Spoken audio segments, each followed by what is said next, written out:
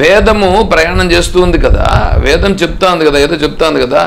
వేదం దేని గురించి చెప్తా ఉంది అంటే, వేదం చూడండి, ఇప్పుడు వేదంలో యజ్ఞములు చేసేదాని గురించి, కర్మలు చేసేదాని గురించి, అన్నింటిని గురించి వివరించి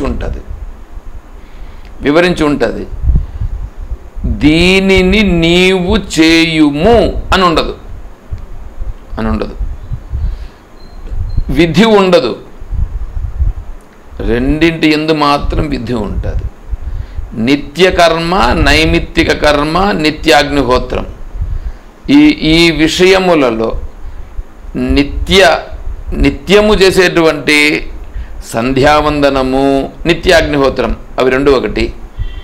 తర్వాత నైమిత్తిక కర్మ అంటే అమావాస్య రోజు, తర్వాత పితృదేవత ఆరాధన, అంటే తిథిల రోజు చేసేటువంటివి ఏమున్నాయో ఇవి రెండు మాత్రము విధి. వీటిని నువ్వు చేసి తీరవలయును అనేది ఉంటుంది.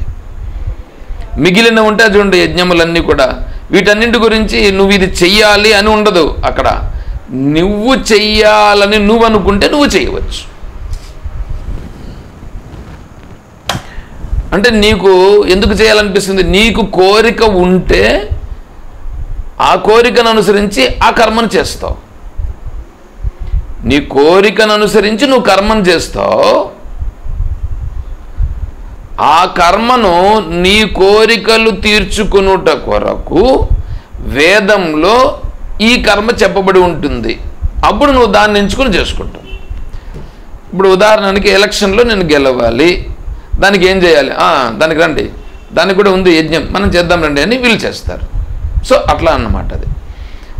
కాబట్టి వేదము అన్నీ దానిలో ఉంటాయి. అయితే అన్నింటినీ చెప్తుంది. నువ్వు స్వర్గానికి పోవాలన్నా చెప్తుంది. తర్వాత ఇతరుల మనస్సుల్లో ఏమున్నదో తెలుసుకోవాలన్నా అది చెప్తుంది.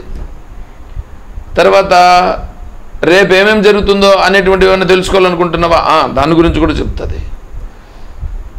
వీడేదో కొన్ని హిప్నాటిజం చేయాలి ఇటువంటి దాన్ని చెప్తుంది.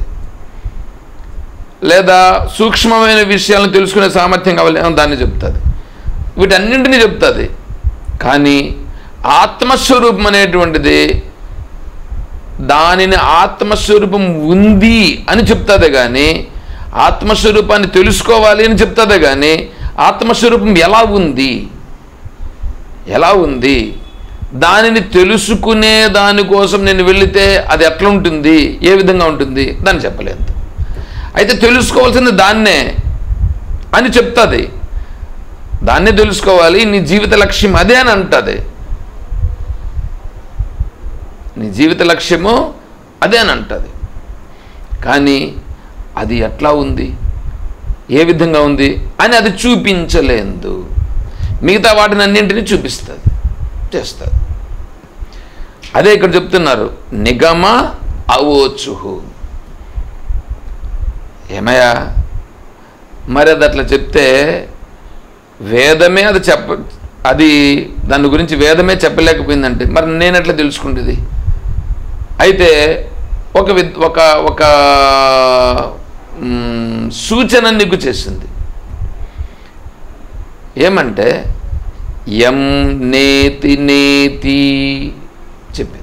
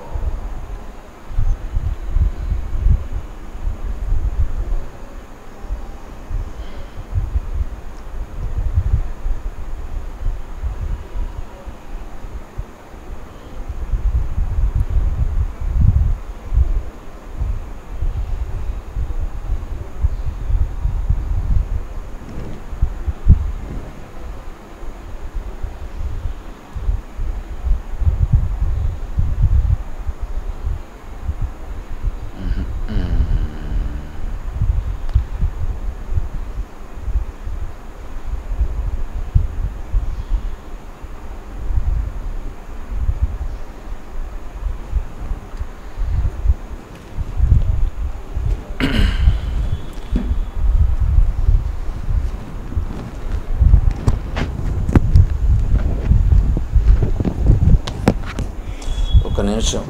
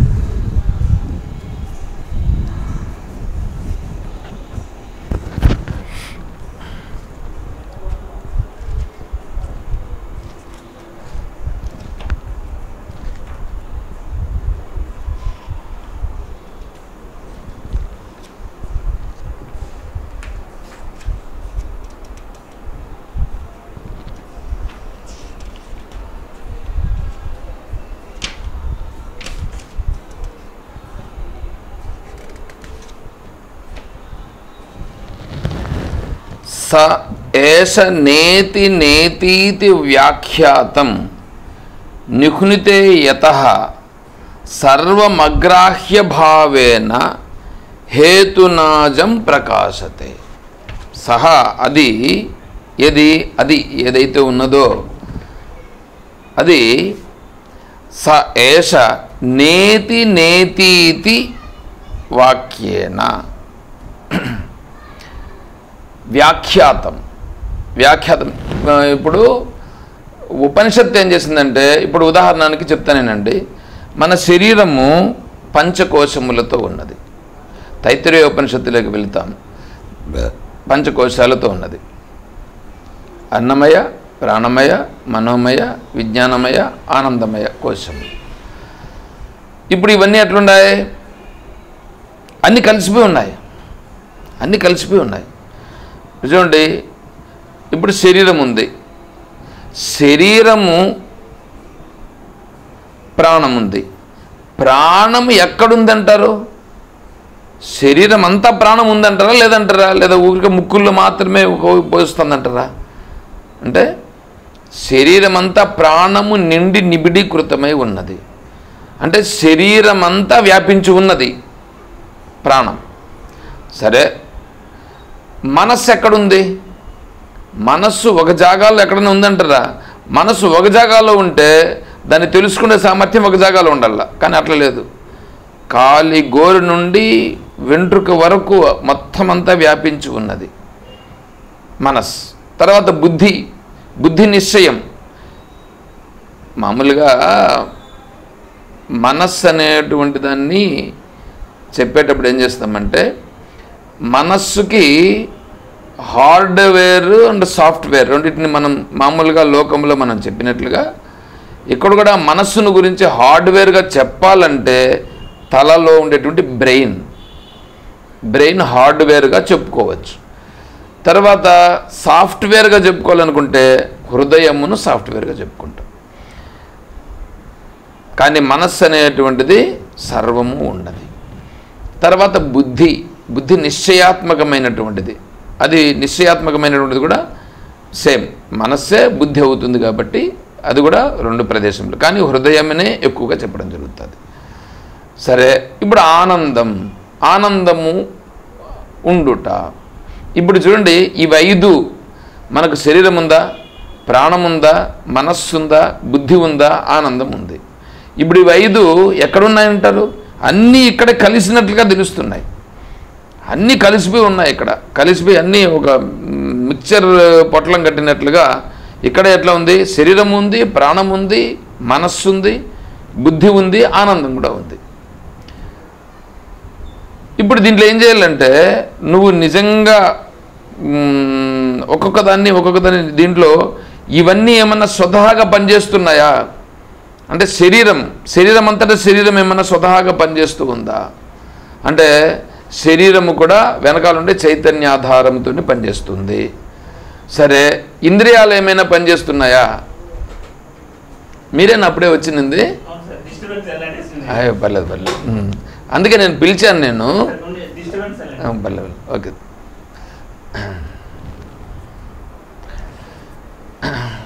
ఇప్పుడు శరీరం అనేటువంటిది పనిచేస్తుంది. శరీరం స్వతహాగా పనిచేస్తుందా అంటే శరీరం స్వతహాగా పనిచేయదు. అంటే స్వతహాగా పనిచేసేదానికి ఎప్పుడు కూడా శరీరం అంతటా శరీరం చెప్పట్లేదు, నాకు పలానాది కావాలి, ఇది కావాలని చెప్పట్లేదు. అంటే శరీరము జడం, శరీరము వేరే దానిపైన ఆధారపడి దాని వలన ఇది పనిచేస్తున్నది.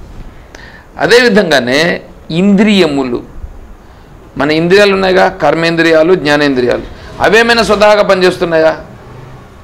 అవి స్వతహాగా పనిచేయట్లేదు. అది కూడా వెనకాల ఉన్నటువంటి దాని యొక్క ప్రోత్సాహము వలన, దాని వెనకాల ఉండే దాని ప్రేరణ వలన పనిచేస్తున్నాయి. అంటే మనస్సు యొక్క ప్రేరణ చేత జ్ఞానేంద్రియాలు, కర్మేంద్రియాలు పనిచేస్తున్నాయి. ఆ మనస్సు దేని వలన పనిచేస్తూ ఉంది అంటే మనస్సు కూడా చేతనత్వం వల్ల పనిచేస్తుంది. ప్రాణం ఏమైనా స్వతహాగా పనిచేస్తుందా? అది కూడా ప్రాణం కూడా స్వతహాగా పనిచేయట్లేదు. ఆ తర్వాత బుద్ధి ఏమైనా స్వతహాగా పనిచేస్తుందా? అది స్వతహాగా పనిచేయట్లేదు. అంటే వీటన్నింటి యందు ఈ చేతనత్వం అనేటువంటిది ఉండి ఇవన్నీ పని చేసేట్లుగా చేస్తున్నది. ఇప్పుడు మనము దానిని గుర్తించాలని అనుకోండి, ఇప్పుడేం చేయాలి? శరీరం అనేటువంటిది అన్నమయ కోశం, తర్వాత ప్రాణం అనేటువంటిది ప్రాణమయ కోశం, తర్వాత మనస్సు అనేటువంటిది మనోమయ కోశం, బుద్ధి అనేటువంటిది విజ్ఞానమయ కోశం, దీనికి వెనకాల ఉండేటువంటిది ఆనందమయ కోశము, దానికి కూడా వెనకాల ఉండేటువంటిది చైతన్యం. చూడండి, ఇప్పుడు మనకి ఎట్లుంది? ఆ చైతన్యము అన్నింటిలోనూ కలిసి ఉంది. ఇప్పుడు అన్నింటిలోనూ కలిసి ఉంది. ఇప్పుడు చైతన్యాన్ని మనం తెలుసుకోవాలి. చైతన్యాన్ని మనం తెలుసుకోవాలంటే నువ్వు ఎట్లా తెలుసుకోగలవు? శరీరం కనిపిస్తుంది. శరీరం కనిపించినంత మాత్రాన శరీరం అనేటువంటిది చైతన్యం అవుతుందా? చైతన్యం కాదు. అయితే చైతన్య ఆశ్రయంతో పనిచేస్తూ ఉంది. చైతన్యము తెలియబడని ప్రదేశమే లేదు. చిన్న గోరుకు అట్లా చూడండి, వెంట్రుకకు అట్లా ఏదన్నా ఒక చిన్న పైన వచ్చి ఒక ఈగ వాలుతుంది. ఈగ వాలితే కూడా చాలు, వెంటనే మనం గుర్తించేస్తాం. చీకటికి వాలిందనుకోండి, ఇంకా కుట్రలేదు, అది ఊరికి కూర్చుంటేనే నువ్వు చీకటికి వాలింది, దాన్ని తరిమేస్తావు. అంటే దాన్ని గుర్తించగలిగినాక అంటే ఏంటి? ఇప్పుడు ఆ గుర్తించగలిగే సామర్థ్యం మనస్సుకు చేతనత్వం వలన వస్తుంది. అంటే ఆ చైతన్యము అంతటా వ్యాపించి ఉన్నది. అంతటా చైతన్యము దాని ప్రభావం పనిచేస్తూ ఉంది. కానీ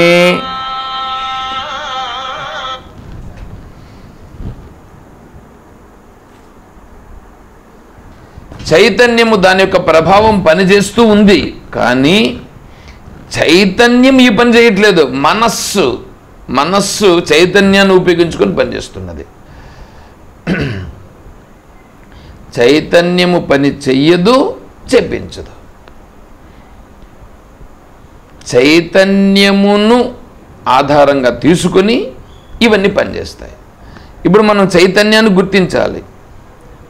ఉపనిషత్తు ఏం చెప్తుందంటే, అనేజదేకం మనసో జవీయో నైనద్దేవ ఆప్నువన్ పూర్వమర్షద్ తద్ధావతో జ్ఞానత్యేతి తిష్టతస్మిన్నపో మాతరిస్వాదధాతి అనేజతి తదేజతి తన్నైజతి తద్దూరే తద్వంతికే తదంతరస్య సర్వస్య తదు సర్వస్యాస్య బాహ్యతః యస్తు సర్వాణి భూతాన్యాత్మన్యేవానుపశ్యతి. ఈశావాస్యోపనిషత్తు. తదేజతి తన్నైజతి. ఏజతి అంటే కదలుట. ఈ కదులుతూ ఉండేదంతా ఏదైతే ఉన్నదో ఇదంతా చైతన్యం వల్లనే కదులుతున్నది. అయితే చైతన్యం కదులుతుందా? తన్నైజతి, అది కదలదు. తద్దూరే, అది చాలా దూరంగా ఉంది. దూరంగా ఉండేది అదే. తద్వంతికే, నీకు చాలా దగ్గరలో ఉండేది అదే. అది నువ్వే అయి ఉన్నావు. దగ్గరలో ఉండేది అదే, దూరంగా ఉండేది అదే.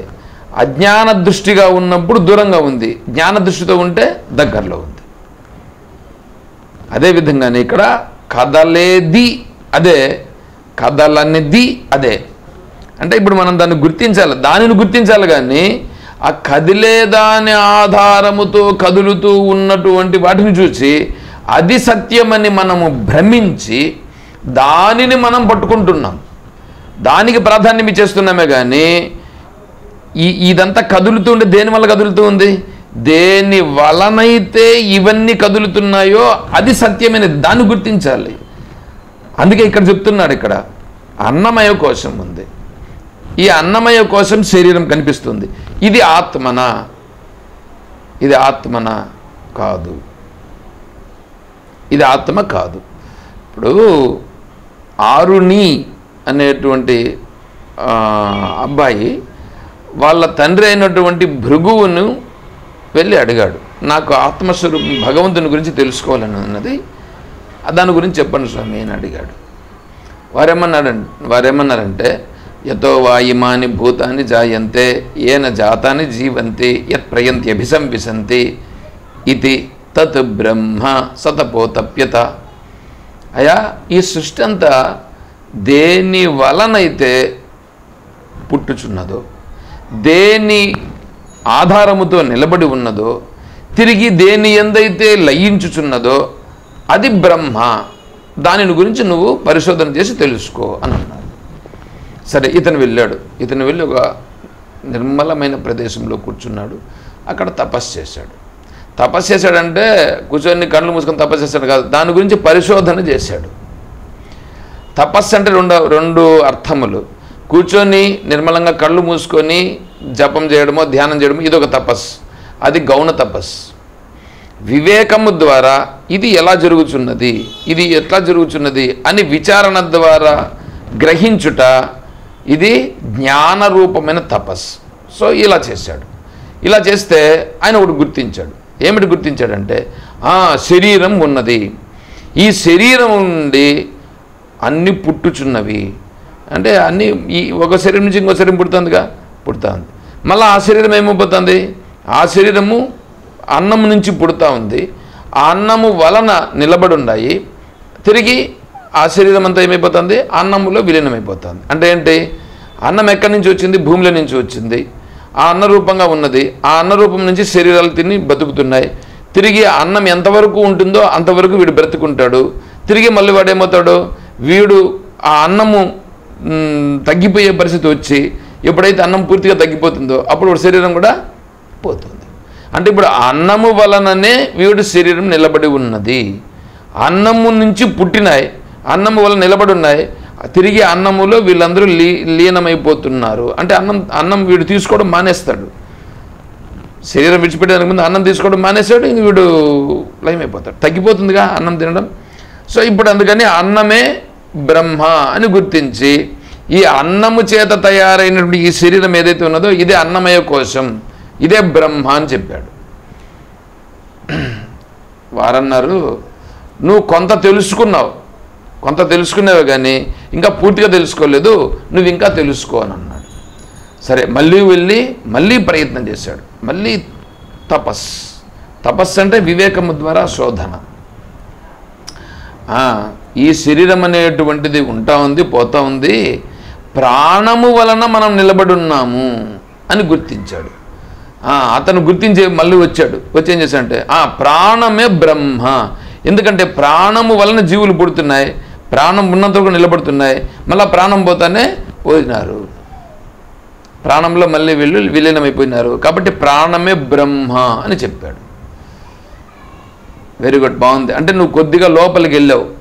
అంటే అన్నమయ కోశమును తెలుసుకొని అన్నమయ కోశమును దాటి ప్రాణమయ కోశమునకు వెళ్ళినావు. బాగుంది, వెరీ గుడ్, బాగా తెలుసుకున్నావు, నువ్వు మార్గంలో ఉన్నావు. కానీ కొంతవరకు వెళ్ళేవే కానీ ఇదే బ్రహ్మ కాదు అని అన్నాడు. అంటే ఇప్పుడు ఏం చేయాలి, మళ్ళీ వెళ్ళాడు, మళ్ళీ తపస్సు చేశాడు. అంటే అన్నింటినీ నడిపిస్తున్నది చేస్తున్నటువంటిది మనోమయము, మనస్. ఈ సంకల్ప వికల్పాలన్నీ చేసి వీటిని నడిపిస్తుంది కదా, ఆ మనోమయం అని గుర్తించాడు. వచ్చి చెప్పాడు, మనోమయమే బ్రహ్మ అన్నాడు. వెరీ గుడ్, బాగుంది, ప్రోగ్రెస్ ఉంది. కానీ నువ్వు ముందుకెళ్ళేవే కానీ అదే ఫైనల్ కాదు అని అన్నాడు. అంటే ఇప్పుడు మళ్ళీ ఏం చేశాడు, మళ్ళీ అక్కడి నుంచి దానిని దాటుకొని ఇంకా కొద్దిగా ముందుకెళ్ళాడు, తపస్సు చేశాడు. ఇప్పుడేం చేశాడు, విజ్ఞానమే బ్రహ్మ. ఎందుకంటే ప్రతి ఒక్కరూ విజ్ఞానము వలననే జీవిస్తున్నారు, విజ్ఞానం వలనే అన్ని వ్యవహారాలు జరుగుతున్నాయి, తిరిగి విజ్ఞానంలోనే లయించిపోతున్నాడు. విజ్ఞానం బ్రహ్మ అని చెప్పాడు. వెరీ గుడ్, బాగుంది, తెలుసుకున్నావు. కానీ ఇదే పర్ఫెక్ట్ కాదు, ఇంకా వెళ్ళాలి ముందుకన్నాడు. సరే, ఇంకా అప్పుడు మళ్ళీ ఏం చేశాడు, మళ్ళీ వెళ్ళాడు, మళ్ళీ తపస్సు చేశాడు. మళ్ళీ తపస్సు చేస్తే ఇప్పుడు ఆనందమని గుర్తించాడు. ఆనందంగా ఉండిపోయాడు. మళ్ళీ వచ్చి చెప్పలేదు ఇతనికి, ఎవరికి, ఈ ఆనందంగా ఉంది కదా, ఈ ఆనందమే బ్రహ్మ అని చెప్పలేదు. కొంతకాలానికి వారే వచ్చారు. ఇతను ఏం చేస్తాడు, ఏమైనా తెలుసుకుంటున్నా లేదా ఏమని వచ్చాడు అనమాట. చూస్తే ఆనందంగా ఉన్నాడు. ఇది కోశము, ఇది కూడా బ్రహ్మ కాదు అని చెప్పాడు. మళ్ళీ ఆనందంగా ఉన్నావు, ఇది కూడా కోశము. కోశం అంటే ఏమి, కోశం అంటే ఒక దానిలో ఒక చట్రంలో బంధించి వేయుట. బంధించి నిన్ను లోపల ఉండేదాన్ని కనిపించనీయకుండా చేస్తే అది కోశం అవుతుంది. కాబట్టి ఇది ఆనందమయ కోశం. ఇది అన్నమయ కోశము, ప్రాణమయ కోశము, మనోమయ కోశము, విజ్ఞానమయ కోశము, ఆనందమయ కోశం. ఇవన్నీ ఆత్మస్వరూపాన్ని ఒకటి పైన కప్పివేసి ఉన్నాయి. ఇప్పుడు ఏం చేయాలి? ఒక్కొక్క దాన్ని దాటుకుంటూ మనం లోపలికి వెళ్ళాలి.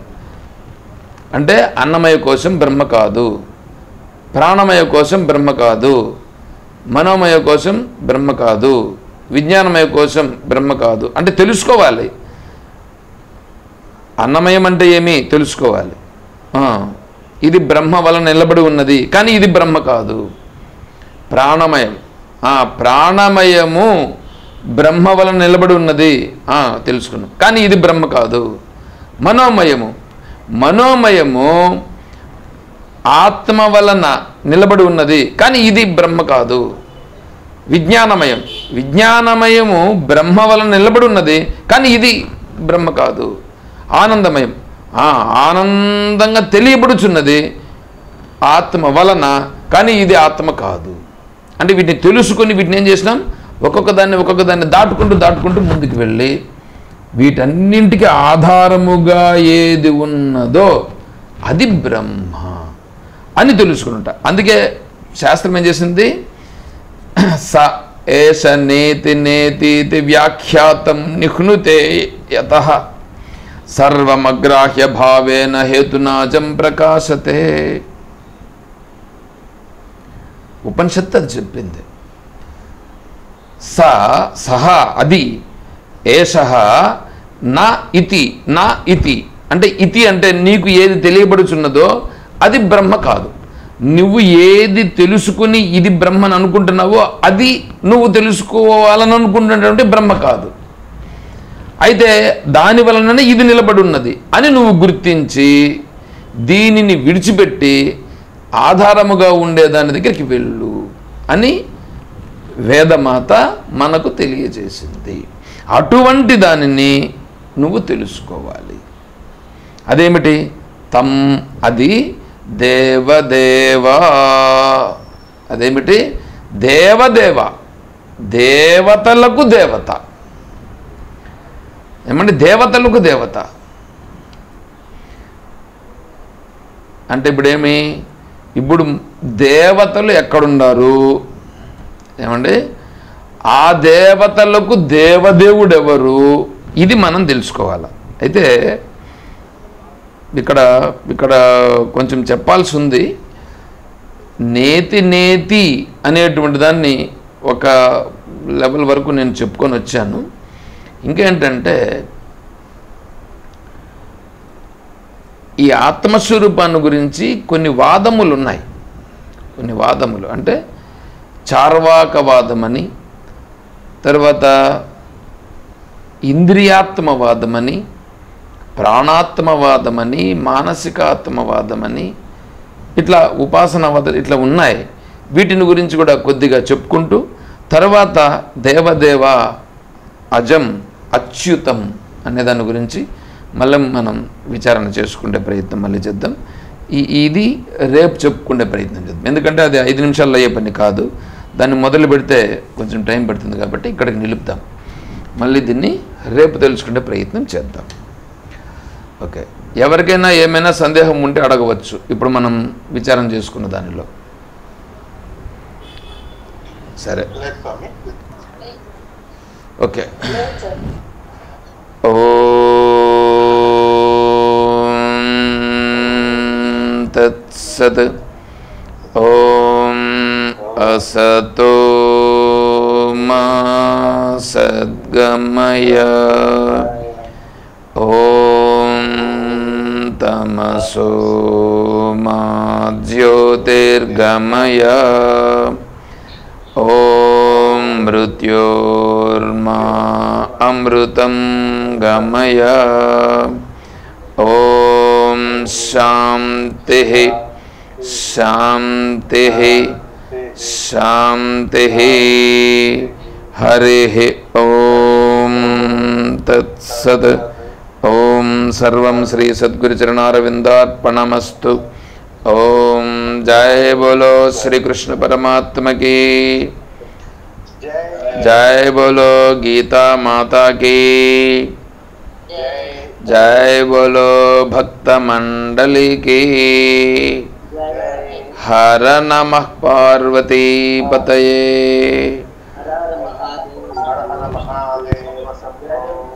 जय सीताराम. हरि ओम तत्सत. ओम हरि ओम, हरि ओम, ओम ओम.